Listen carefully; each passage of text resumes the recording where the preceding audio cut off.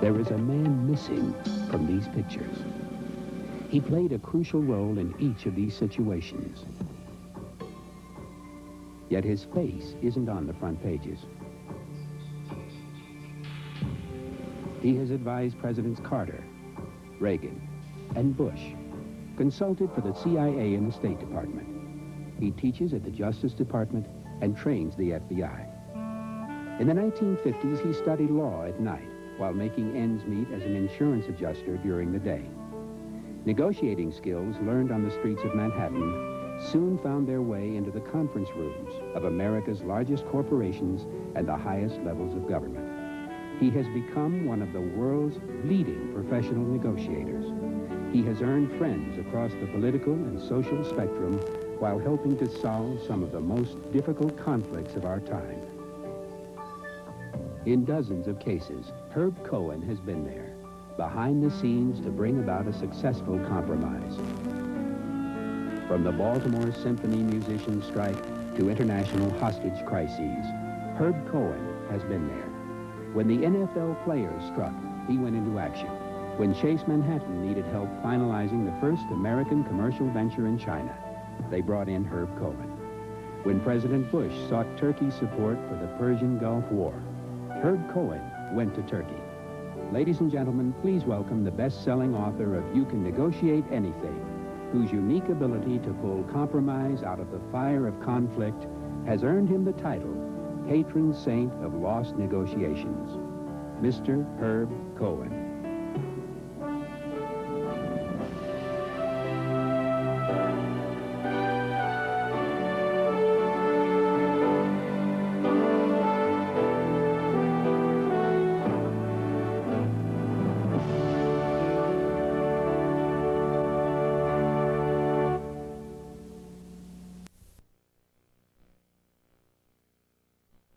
A great deal about, and that's the subject of negotiations.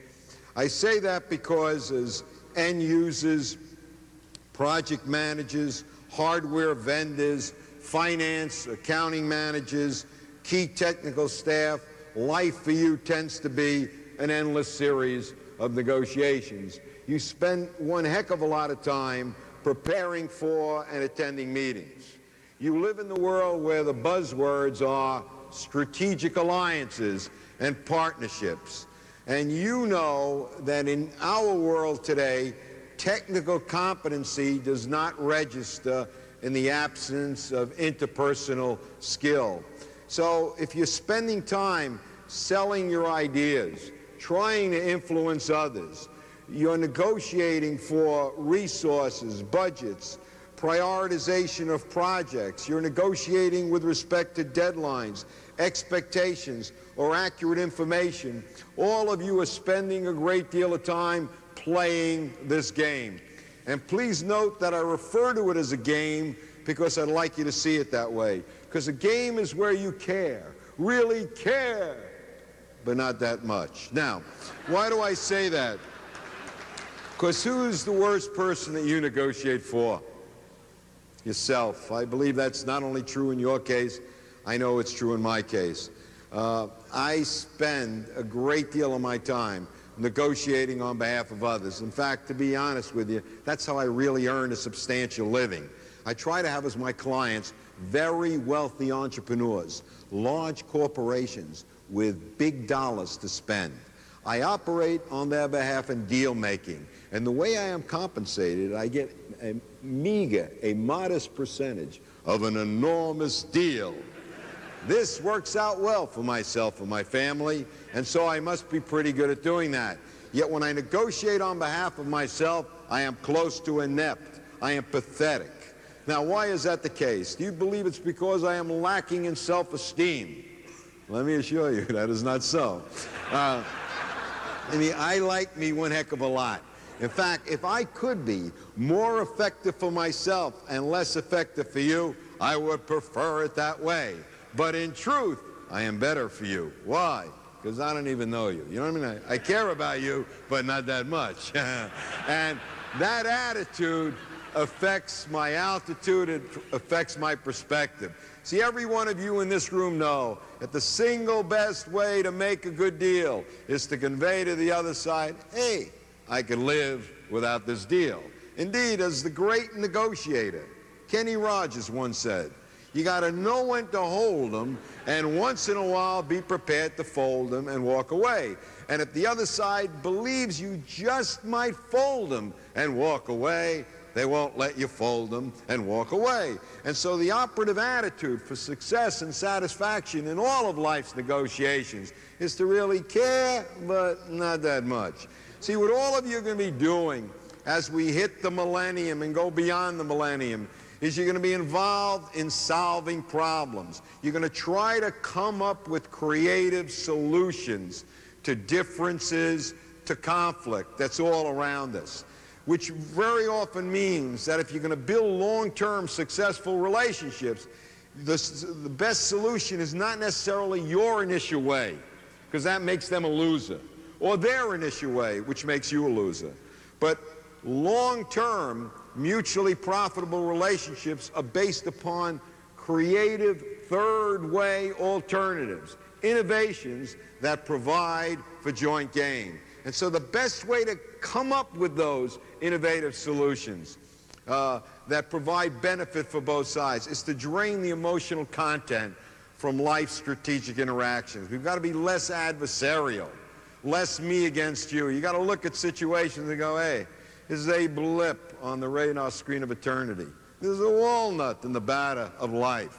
I'm caring, but not that much. See, what I'm saying to you here this afternoon is that negotiating is really a game. But the game is best played as one of addition and not subtraction or exclusions. That's what successful, satisfying relationships should be predicated upon. Now, what negotiating is all about is really voluntary decision-making. See, unlike the great growth industry of our time, litigation, negotiation in the final analysis requires two people saying yes. Now, the problem is that they don't start out saying yes. One starts out saying, no, I'm not doing that. What are you, crazy? Forget it. No way.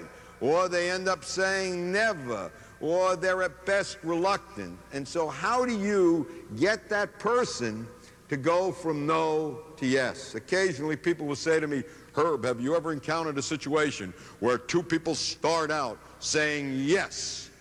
And the answer to that is no. I mean, if two people are saying yes, why would they hire me? I mean, right now you don't have two people in Chicago, and one says, I think your business is worth $8 million. The other says, I concur. I think we have a deal here. Let's shake on that. Give this guy Cohen a call on the East Coast. Bring him out here. Give a percentage of the action. I don't get those calls. I don't know who does, but not me. Let me tell you when they call me in. Well, one person in Chicago says, I think your business is worth $8 million. The other says, I'm offended by that chintzy, niggling, paltry, and pathetic offer. My grandfather started this company. This company is worth $80 million. The only way to even consider what you said is if you threaten to tear the tongue from the roof of my mouth. If you threaten to rip the eyeballs from my skull. If you threaten to maim, murder, and destroy my family, whom I love dearly, then I might consider it, providing that were a viable threat. But as far as you're concerned right now, shove it.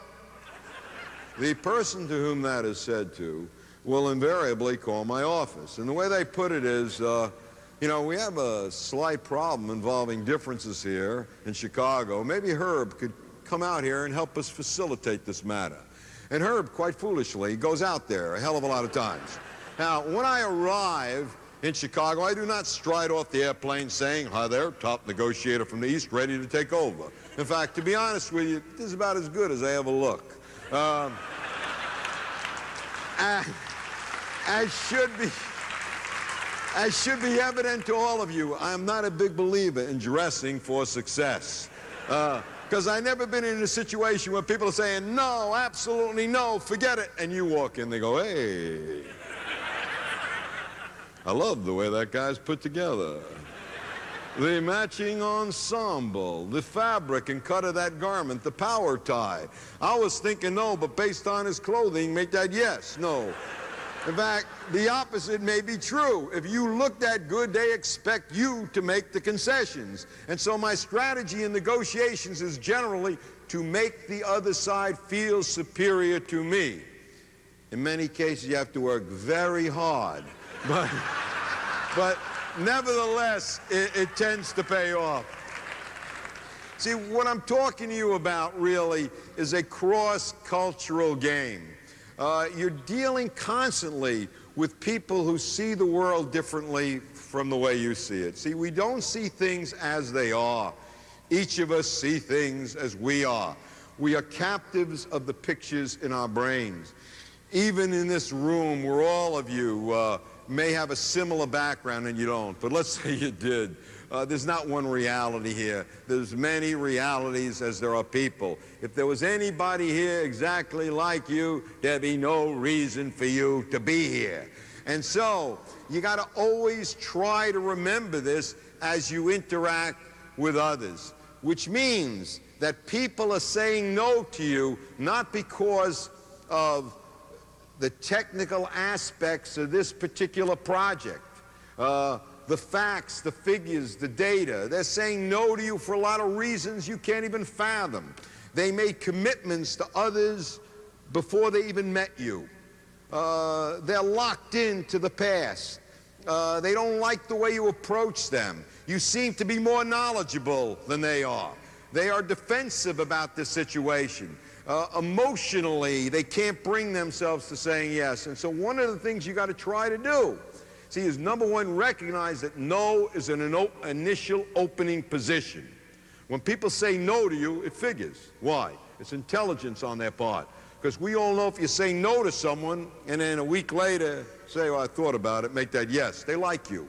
But if you were to say yes precipitously and then change your mind, people are upset by that. We call that reneging.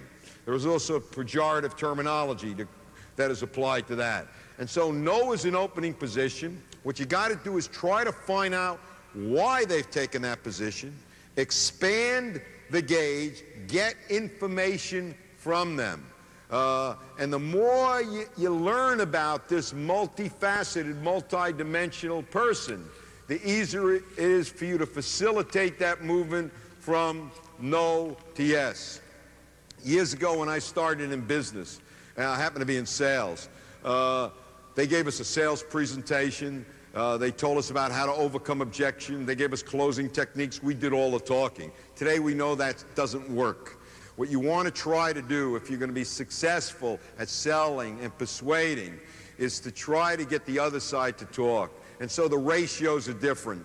You want to ask more questions than you give answers. You want to actively listen to what the other side is saying and convey to the other side that you're listening. Now, how do you do that? You look at them when they're speaking. You nod at the appropriate time. You make eye contact. You take notes. You write down what they say, even though in your mind you're saying what they're saying is junk. This person is misinformed and stupid. This guy is computer illiterate, but you write it down. You write it all out. You write it down, and then you say, let me make sure I got this right. And by the way, you never have it right. You mischaracterize something, you left something out. You change what you have.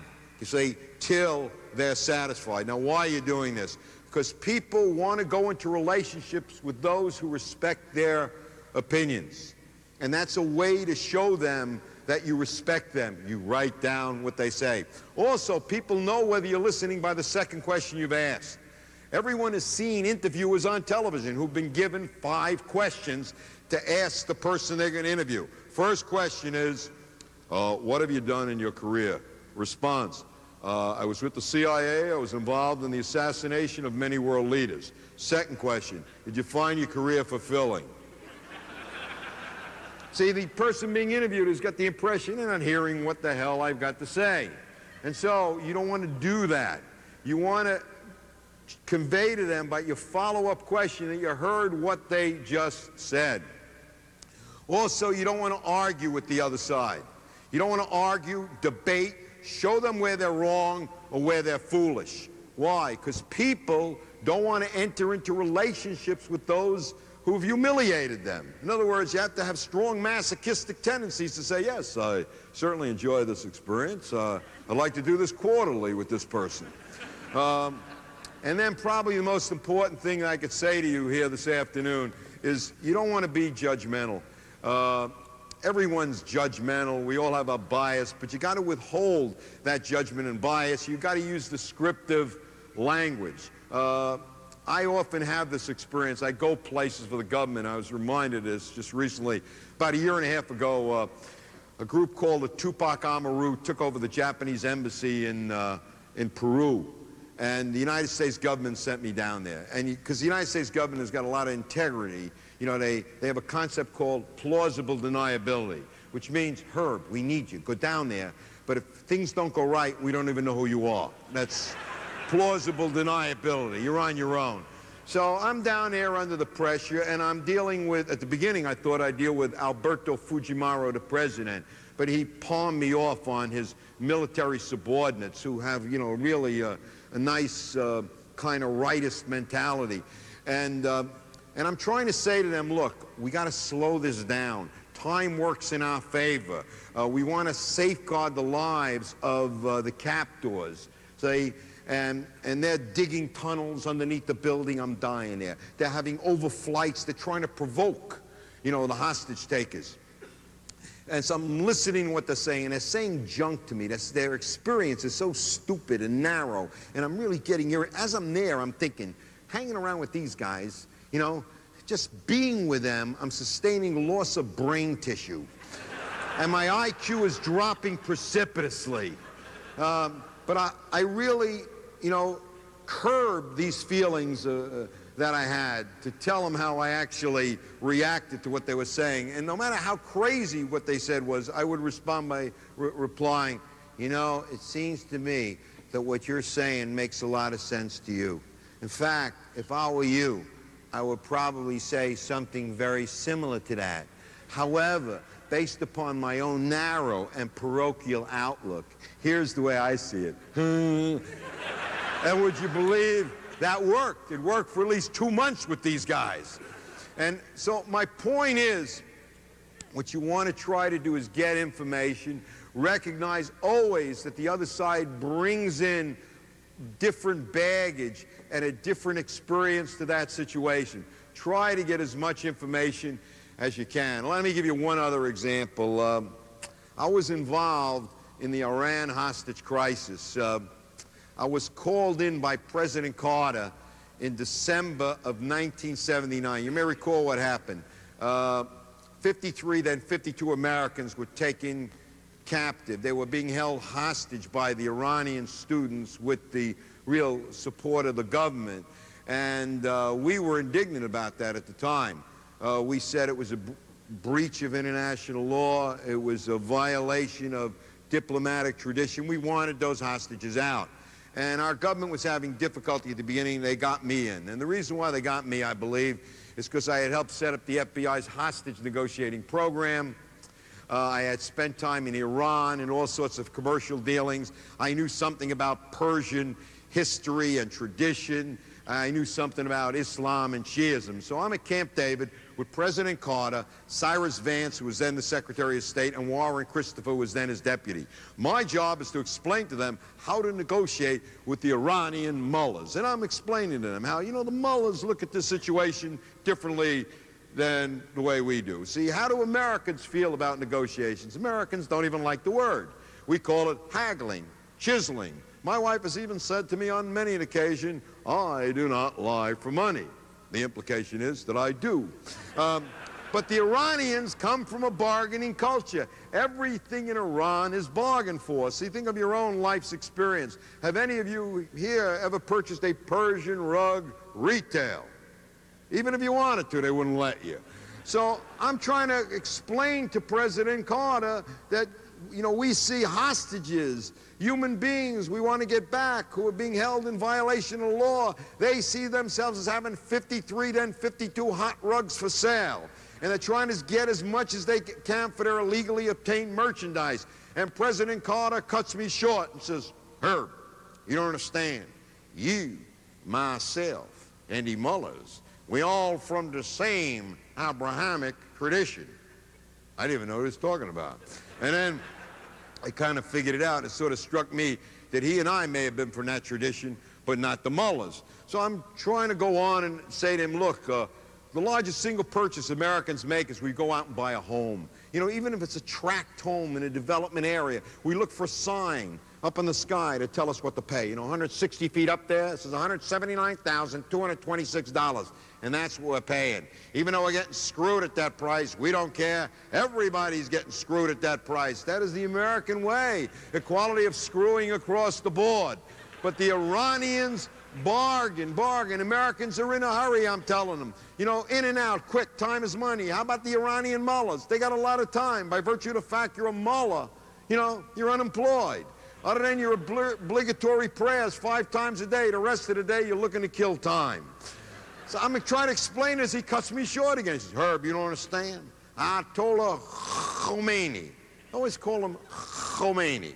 It was like he knew Farsi and I didn't. Ayatollah Khomeini is not like you and I. Ayatollah Khomeini is a martyr. He wants to die. He don't care about his own life. And I remember saying to him at the time, how old is Khomeini? And Carter knew all that stuff. He said 86 years and 8 months. I said, look, how can you have an 86-year-old martyr? The life expectancy of a martyr is about 16.2 years. When you get in your 20s or 30s, you really need another career. And so I would come home from those encounters depressed. I walk into my house where I'm greeted by my wife, Ellen, who is an optimistic, enthusiastic person. She would say, hey, how'd it go? I remember saying to her at the time, we have any U.S. savings bonds? Sell. Now, the point I am attempting to make is that you must get into the world of the other side. See, this game I'm talking about is not a new game. It is an ancient and ageless phenomenon. Negotiating has been going around from time immemorial. If you were to look at the earliest pieces of literature, the earliest religious texts, they are replete with anecdotes or episodes involving negotiation. Early on in the Old Testament, there's an encounter between the Lord and Abraham. You may recall this episode. The Lord advises Abraham that he intends to destroy the twin cities. In other words, Sodom and Gomorrah must go. We know from what occurs subsequently that Abraham does not buy into the Lord's solution. Now, Abraham is in a rather precarious, awkward, tenuous position. Why? He's going to try to negotiate with the Almighty. See, I call this operating from a position of less leverage. Whenever anyone says, you get out there and negotiate with the Almighty, it doesn't take a lot to figure that the power may be on the other side. Now, it is instructive, at least to me, how Abraham goes about this task. Does he say to the Lord, look, in the past your decision-making was outstanding. Your judgment was impeccable. I always went along. However, I think you may have blown this one. No. If you go back to your room and you look at your Bible, you will see Abraham's humble, low-key approach to persuasion, to gaining commitment. He says to the Almighty, I was thinking about what you were saying. Overall, another outstanding judgment on your part, as I knew it would be. No surprises there. However, a question kind of popped up into my head. I was just wondering, what if we were to come up with 50 good and decent people there, you know, amidst all the evil and corrupt? Do you think it would be right to kill the 50 good with all the evil? Just asking. And the Lord responds. Why? Because all negotiations involve action, reaction. See, think of your own experience. You make a proposal to someone, what do? They come back with a counter-proposal. There is a demand. It's always followed by an offer. There's an asking price followed by a bid. Occasionally, you make a proposal to someone, and what happens? They don't even respond. But you know, as savvy people, not to respond is a response. See, this game that I'm talking about is a conundrum. It is an enigma. It is a paradoxical game where things on its face don't seem to make sense, yet at an underlying level, somehow it does. It's like O'Hare Airport, you know, where more planes land than take off. Which a lot of us don't understand. It's like, what do you say to God when he sneezes? Presumably a paradox of sorts. Now, in this example, that I gave you. Abraham throws out a proposal to the Lord. He said, look, what if I come up with 50 good and decent people? The Lord immediately responds, Abraham, get the 50, we spare all of Sodom and Gomorrah. Back to Abraham. Well, I didn't really do a count. I'm not sure how many are there. I could be 5 short. How'd you feel about 45? The Lord says, no problem. We go to 45. Back to Abraham. I'm speaking figuratively now. You know, I may only have 25. How would 25 do? The Lord says, fine, we'll go to 25. And the Bible explains to us how Abraham gets the Lord down to 10, which I personally feel is damn good negotiating. Now, the only problem is the guy can't come up with the 10. Now, why do I use that example? I got several purposes in mind. One, to point out to you that negotiating has always been going on.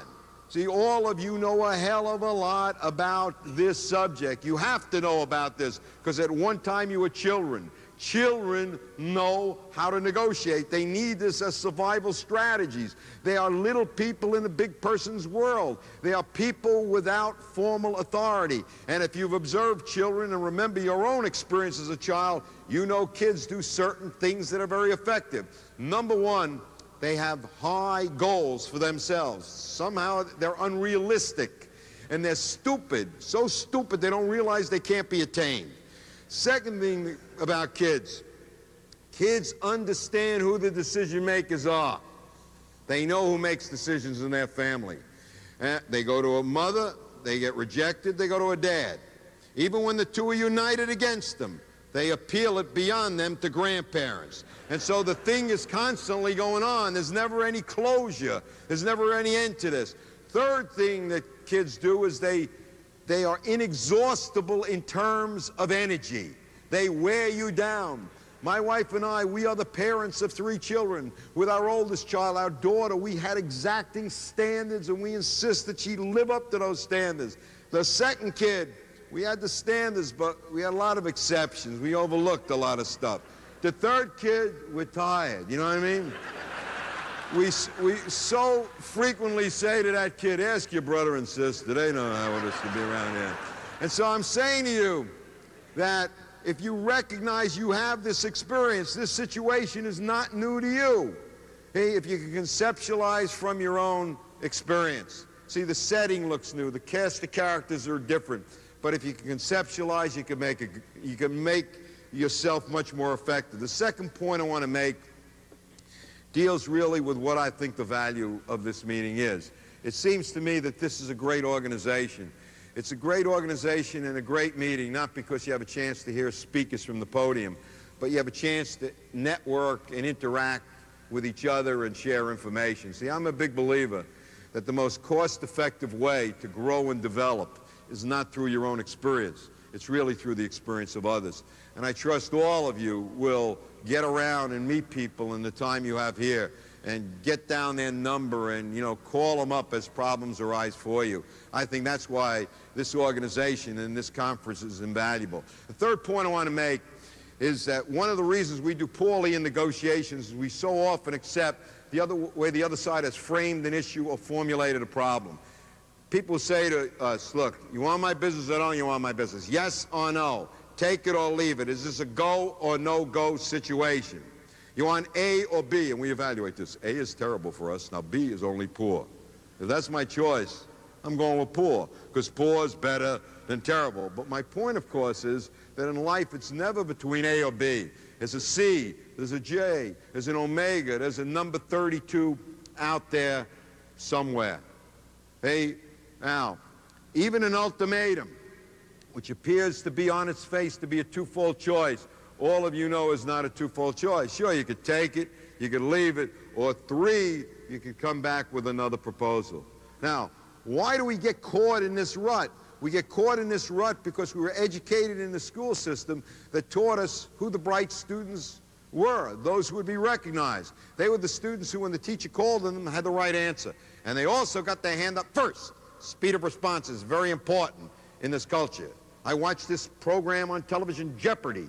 The other night I saw a guy, he shouted out, I had that answer, yeah, but you didn't hit the buzzer fast enough. Buzzer speed is what it's all about. But the opposite is true in negotiation. In negotiation, dumb is better than smart.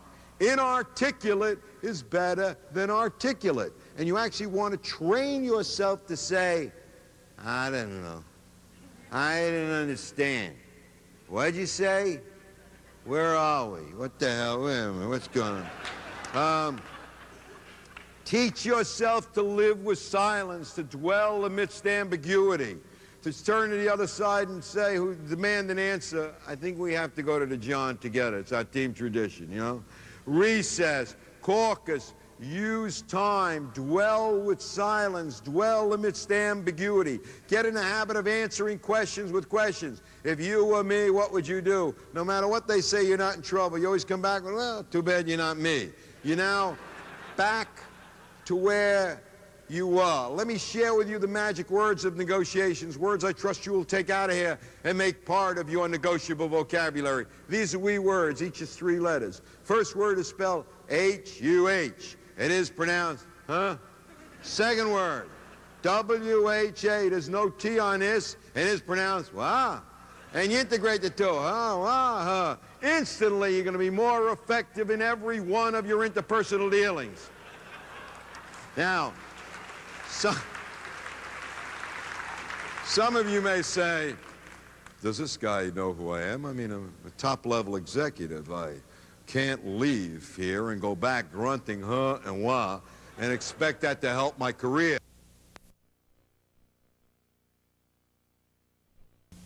For those of you who feel that way, I will give you a little bit more sophisticated strategy. Not that much more, if you know me, but a little bit more sophisticated. When the other side seems to demand an immediate response, pause for a moment. Identify with the pen in your pocket. I've had this jacket now on for 3 hours. One of the first things I did was I put a pen in the pocket. This pen now that I'm identifying with in the pocket has been in the dark for 3 hours. It is dark in the pocket. It is warm in the pocket. It is moist, humid in the pocket. May even be odors emanating from this pocket. They want an answer. I look in the pocket, identify with the pen, and whip out that pen. Hold the pen up in the air. Move it around somewhat. Take off the cap, move it, blow on the tip, thereby aerating it somewhat. Put the cap back on the pen, put it back in the pocket, turn to the other side and say, where were we? This is helpful. The third major point I want to make is that in negotiation, style tends to supersede substance. By that I mean, how you ask for something is more important than what you want someone to do. By your style, I mean your demeanor, your manner, your approach. That transcends the content of the particular transaction. The singer, you, and your approach counts for more than the song. The player, you're the player. You count for more than the plays. How you approach someone resonates and reverberates with the other side in ways that you cannot even imagine. That's why when people attend staff meetings, which a lot of you do, and someone says something to you that's offensive, and you feel like straightening them out immediately, but you've learned over the years to mask the primitive urge of retribution. You've learned, see, to don the executive facade and get out of there. And then you go back home and you try to explain it to someone who's close to you. And they're philosophical about your problem. You pour out your heart, how you were insulted in this meeting, and they say that's the way life is. They never promised you a rose garden. And I remember on these occasions would always say, look, it's not what they said. It's the way or how they said it. If you would have been there, forget. Now, why am I having such difficulty communicating to someone who presumably is so close to me? Because it's hard to verbalize the how. See, we come from a culture, as you know, of quantification, a culture of measurement, a culture of specificity. And because the how, you see, the way, the approach is difficult to verbalize, people discard it. But I'm saying to you, it registers more with the person you're trying to influence than you and I could even imagine. Let me give you one example of this, quick example. I worked for this president for almost 3 years, and I came to regard him as probably the most popular president in my lifetime. Certainly the only president I can recall who entered office popular and left even more popular. And I'm referring, of course, to Ronald Reagan. And the question is, how did this guy do that? Do you believe it was his policies and programs? Are you kidding me? We're not even sure what they were. Reagan was popular primarily because of his style. And what was Reagan's style? It was the quintessential American style. He embodied characteristics that were very American, and he played them to his constituency, the American people. And so what you really got is an unbelievable mesh. Now, why do I say this? I say this because 170 years ago, a French sociologist by the name of de Tocqueville came to this country, traveled about, interviewed, met Americans, took notes, went back to France, and proceeded to write books in which he explained us to ourselves. Now, how come that guy could explain me to me? Why haven't I been able to figure me out? Because it's hard for me to know me. See, in trying to know me, I got to look at me through me, which creates distortion. That's why we often say it takes two to see one. Or as I often say, does the fish know it's in the water? You ever wonder about that? Presumably not. But I tell you, I'm obsessed with this. I can't help it. I spend a lot of my time watching fish swim through water. Fish are very graceful. And then the fish makes its last move. It lunges for food, which we term bait. And the food is always impaled on a hook. So the fish will not just get the food, here also get the hook. And I'm with a child that is mercilessly reeling up this fish. All fish, when they break through the water, their behavior, their demeanor is the same. Their body is contorted. Their eyes bulge. Their head moves back and forth. Their mouth opens and closes as if to say, what the hell? I was in the water. Now, what did they think? Blurred vision was a norm? And so it's hard for me to know myself. See, it takes a third party to tell us about ourselves. What did de Tocqueville tell us about Americans? He said Americans have three characteristics that he does not find among other people. Number one, Americans like things simply put. Americans believe in good, bad, right, wrong, for me, against me, friend or foe. Americans do not want to understand nuances, gradations, or subtleties. About 6 years ago, I was on Nightline with Ted Koppel. He asked me whether I thought the United States would be sending ground troops to fight in Bosnia-Herzegovina. I said, absolutely not. He said, well, how could you be so categorical in that response? I said, well, number one, Americans don't know geography. We didn't even know where Yugoslavia is. How are we going to know what Bosnia-Herzegovina is? And number two, that's a three-party struggle. We don't do three-party struggles in America. We do two parties. Good guys against the bad guys, and we like to believe we associate with the good against the bad. Now, why are we this way? It's our history. It is our tradition. It is our geography. It's our political system. And it's even our motion pictures which have reinforced these values in all of us. And I would remind you that the motion pictures of today are not the motion pictures that Ronald Reagan and I saw. See, in my day, before we went to the movie, we knew the movie. John Wayne, same guy in every movie. Gary Cooper, same guy. One year, Gary Cooper made 12 pictures. People say, well, how could he memorize all that dialogue? His dialogue never changed. Yep, nope, the same stuff. Meryl Streep today, I cannot recognize from one picture to another. The woman is a human chameleon. People have to tell me it was her. Robert De Niro expands and contracts before our eyes. Dustin Hoffman, Robin Williams, you don't even know gender.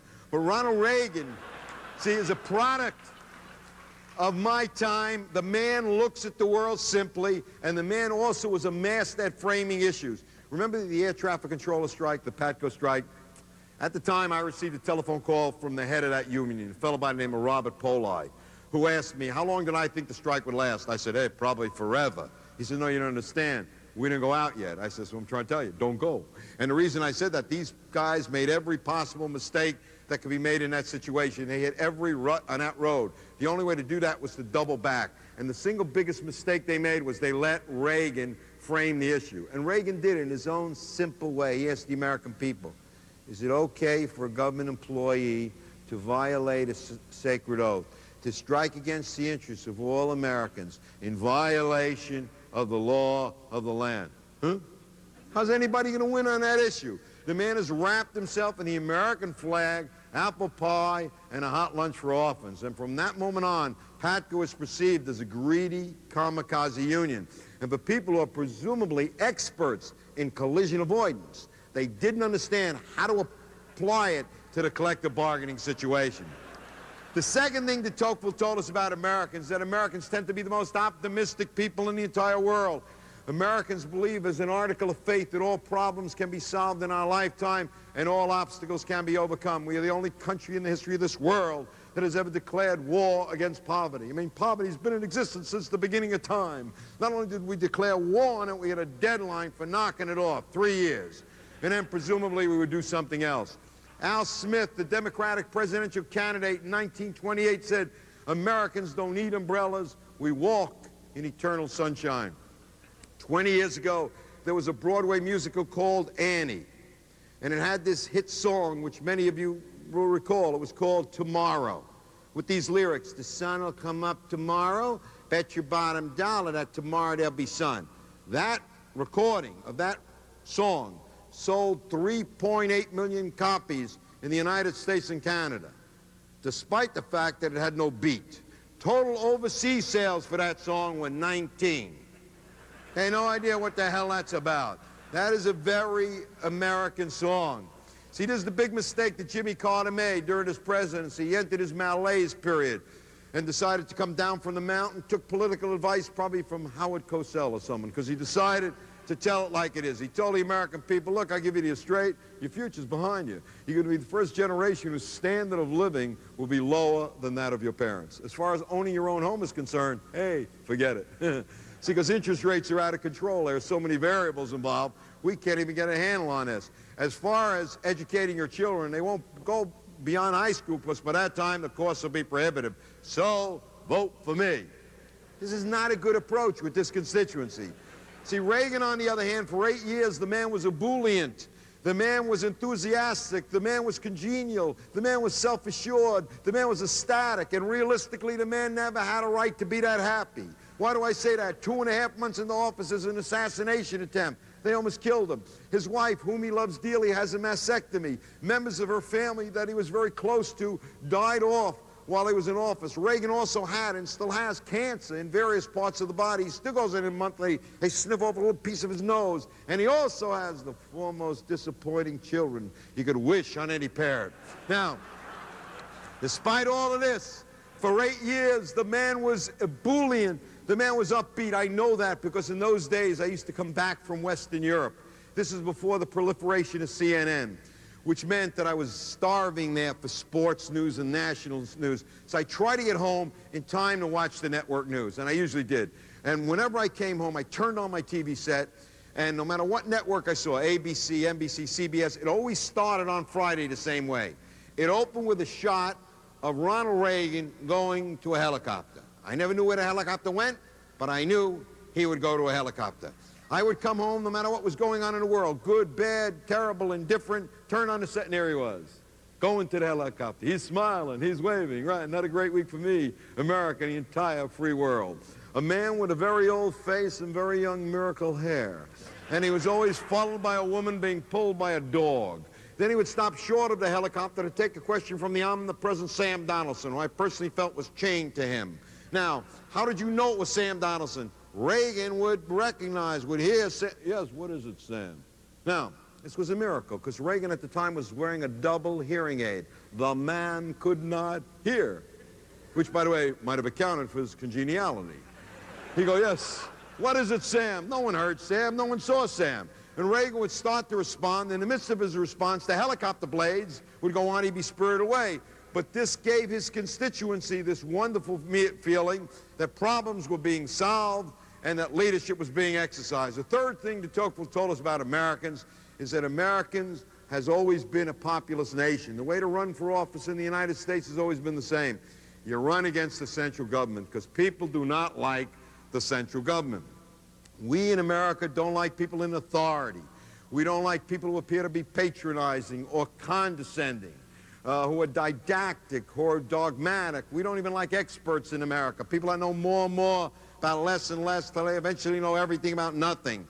We like regular people, people slightly stupid, who mess up as long as they own up to messing up. No one understood this concept better than Ronald Reagan. Think for a moment. What does he claim to have as his area of expertise?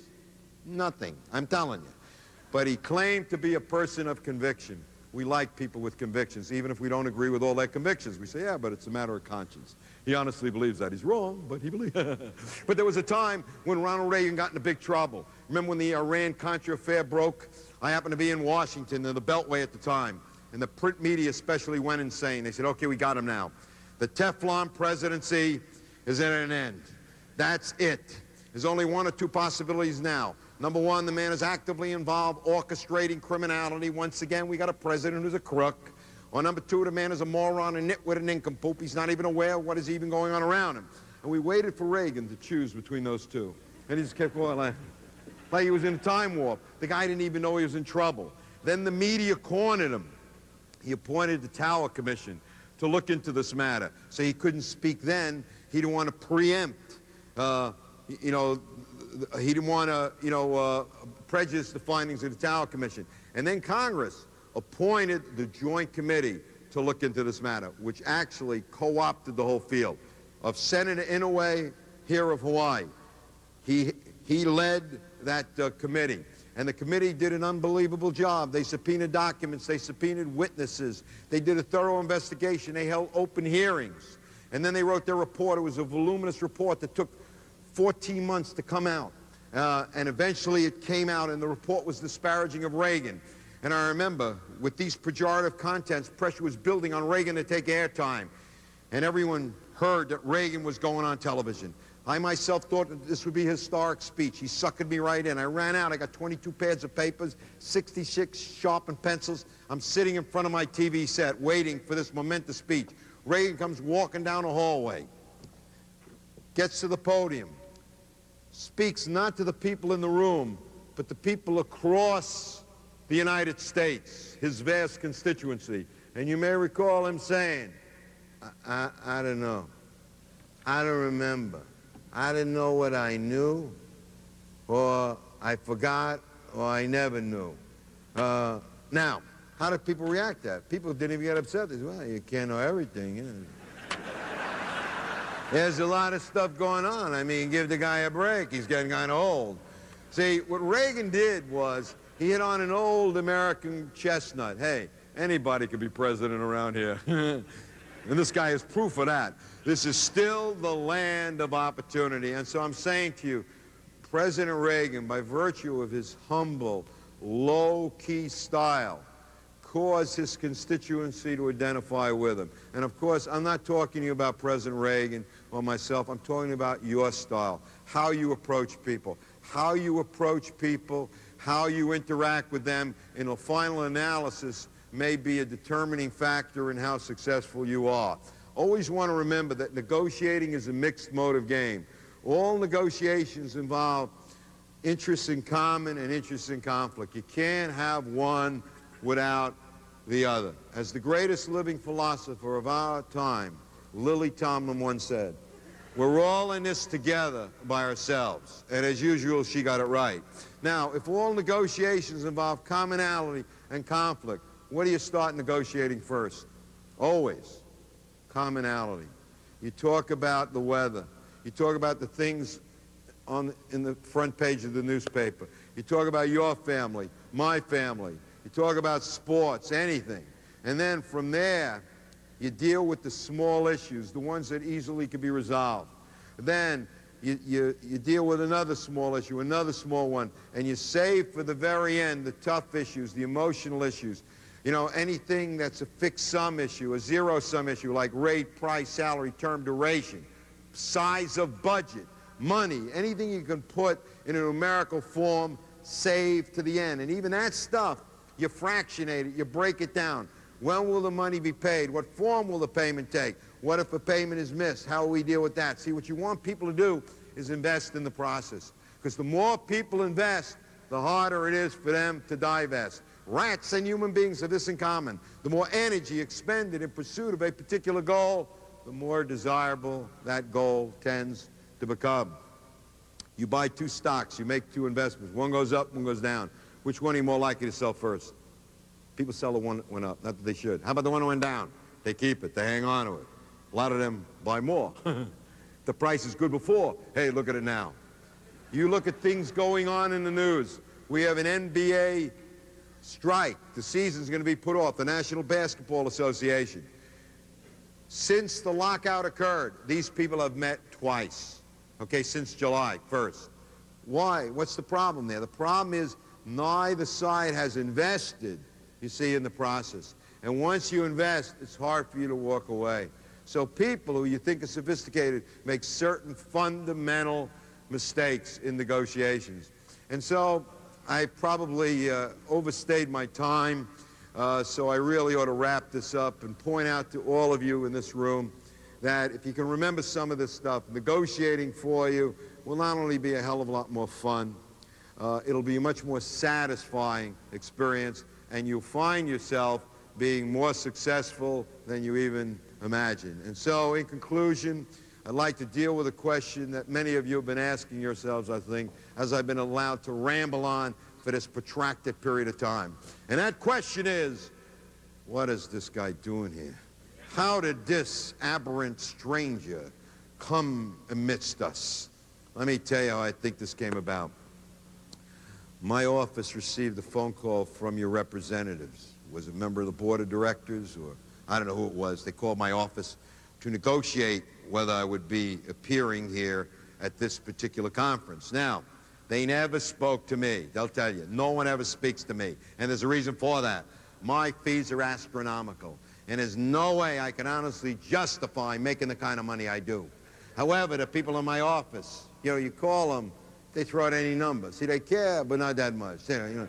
And by the way, 95% of the time, the number that they throw out, the astronomical number, is accepted because the way it's presented. Oh, this is Herb's standard fee. You would want standard work, wouldn't you? Well, what would that include? A guarantee to show up. Well, yeah, we'd like that, yeah. 5% of those people say, what are you crazy? We'll bring Henry Kissinger here for less. I don't even know who those people are. And so now your representative calls my office. They have a very nice discussion. They talk about where the conference is going to be, Honolulu, who the group's going to be, sensational, everything wonderful. But my office knows what's coming up. They're going to come down to remuneration, compensation, which often begins with the rhyming couplet, and what would Herb's fee be? At this point, this could be contentious. However, your representative went against the grain. They differentiated this meeting from all others. And by the way, I believe in that, because a nose that can hear is worth two that could smell. I don't even know what that means, but it's good. Instead of saying, okay, what's he want? What's this going to cost us? They said, what would Herb's honorarium be? Honorarium?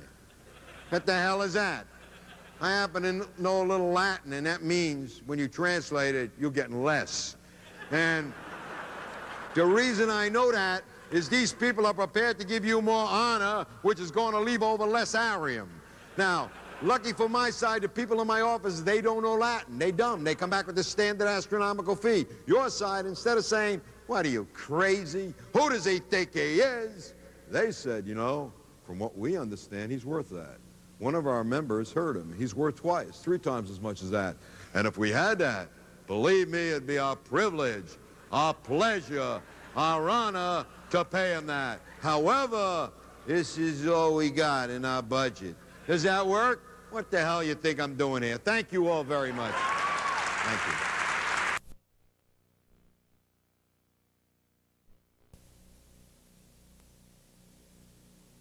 The house I bought for half the asking price. 40% off the art was my first offer. Now, as for the secrets of negotiating, sincerity. The rest, you'll have to read about. Frankly, this value pricing from General Motors is a waste of my talent. The options most people want are all included at a low sticker price, so there's less of a reason to haggle. Couldn't we have talked about this first?